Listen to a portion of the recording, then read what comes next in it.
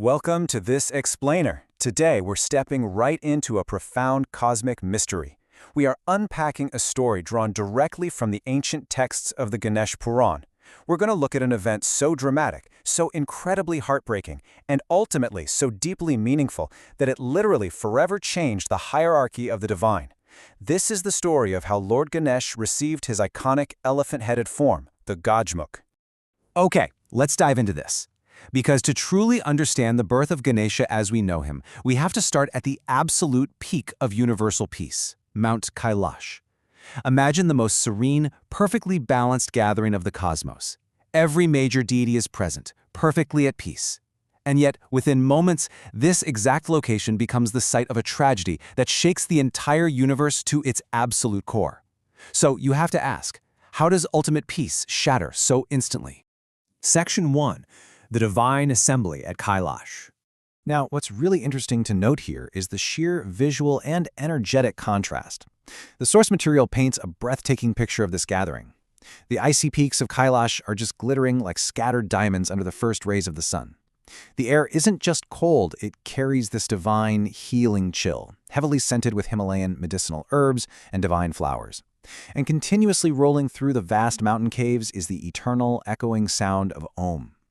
On one hand, you have absolute divine tranquility. You've got Lord Shiva on a jewel-studded throne, radiating a purifying aura. Lord Brahma is constantly chanting the Vedas, and Lord Vishnu is glowing with a protective golden light. Everyone is joyful. But then, Shanidev, the god of justice, arrives. Unlike the others, he carries a really grave, heavy ascetic energy. His pace is agonizingly slow, his face is incredibly serious, and most importantly, his eyes are cast firmly down at the ground. Section 2. Shanidev's Mysterious Curse. So Shani definitely hasn't come to celebrate. He has come with a profoundly heavy heart. He approaches Lord Shiva with absolute humility, asking for permission to go to Mother Parvati's palace to see her newborn child. But he is terrified to actually look at him. To understand his fear, we have to understand the deep tragedy of his very existence. Shani carries a devastating curse. You see, he was once so deeply absorbed in meditating upon Lord Krishna that he completely ignored his ascetic wife during her fertile period. Feeling deeply slighted and insulted, she unleashed a powerful hex. From that moment on, whoever Shanidev looked at directly would be instantly destroyed. Shani pleaded, his wife repented, but a curse of that magnitude just could not be reversed. And this is why the god of justice must permanently keep his head bowed, literally to protect the universe from his own gaze. When Shani arrives at Parvati's palace, he keeps his eyes glued to the floor. He explains his deadly curse, practically begging not to look at the baby. But Mother Parvati actually laughs. She is the mother of the universe, the Adi Shakti. Her child is the son of Lord Shiva. She tells Shani with absolute maternal confidence that no curse can touch her son. She commands him to look. And this sets up a massive philosophical dilemma. Can a mother's supreme faith and divine status avert the immutable, unforgiving law of karma that Shani carries? Section 3. That terrifying moment. Shanidev is trapped. He cannot disobey the command of the universe's mother, yet he knows the law of karma spares no one, not even gods. Desperate, with a terrifying wave of fear washing over him, he decides to compromise. He won't look directly. He'll only peek at the child from the very corner of his right eye, just hoping to minimize the curse's impact. But karma is absolute, and what happens next unfolds in a mere fraction of a second. Moment 1, Shanidev glances at the child from the corner of his eye. Moment 2, instantly, a terrifying, deafening roar echoes through the palace.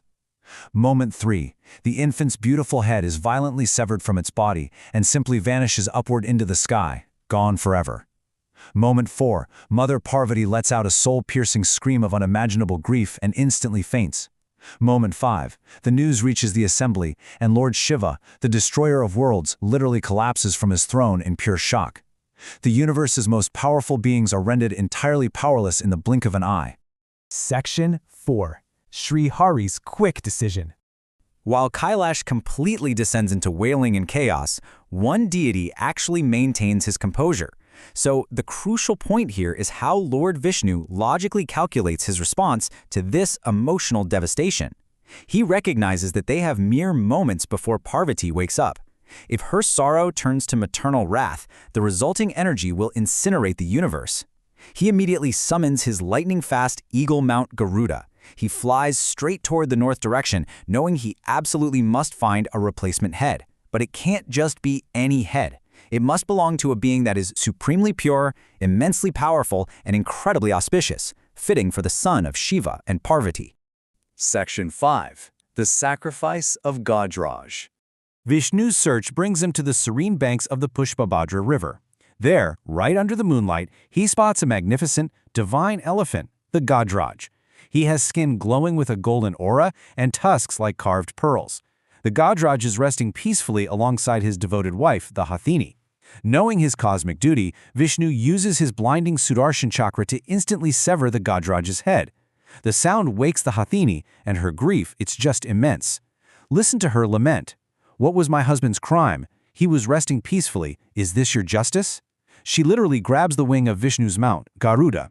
It's such a heartbreaking juxtaposition. To save one grieving mother on Kailash, Vishnu has just inflicted sudden, devastating loss upon an innocent wife here at the river. But Vishnu's actions, while seemingly cruel, are deeply rooted in a grander design. Let's walk through the steps of his intervention. Step 1. He reluctantly severs the head. Step 2. He pacifies the furious Hathini, explaining that her husband hasn't been punished. His head is needed for a divine, cosmic necessity to save the universe itself. Step 3. To honor her devotion and her husband's sacrifice, Vishnu immediately goes to the forest, severs the head of another elephant, and uses a powerful mantra to revive the fallen Gajraj. The Gajraj wakes up realizing he has been touched by the divine and is now destined for ultimate moksha, or liberation. With the couple pacified and blessed, Step 4, Vishnu departs for Kailash with the original radiant elephant head. Section 6. Gajanan's first worshipped form.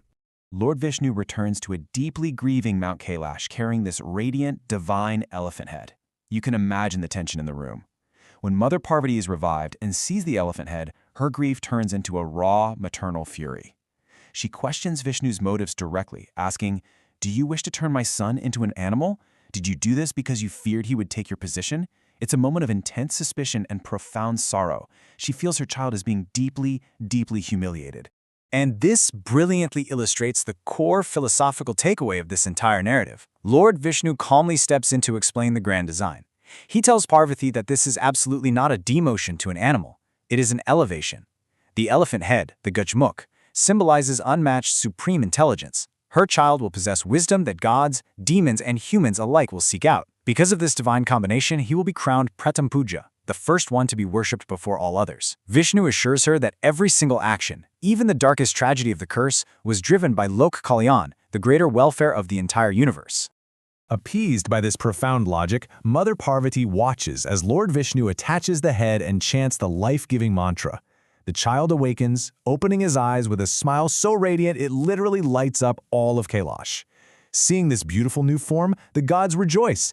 They shower him with their unique powers and blessings, cementing his eternal status as number one, the first worship deity, Gajana. As we wrap up this explainer, I want to leave you with this thought. Even the darkest tragedies are sometimes part of a divine plan for universal welfare. The story of Lord Ganesha's gajmukh form reminds us that when things seem entirely broken, when a curse strikes unexpectedly and the whole shebang falls apart, it might just be the universe making room for a greater, more profound purpose. It leaves us to wonder what seemingly tragic moments in our own lives are actually setting the stage for a much larger, beautiful design. Think about that for a bit. Thank you so much for joining me, and keep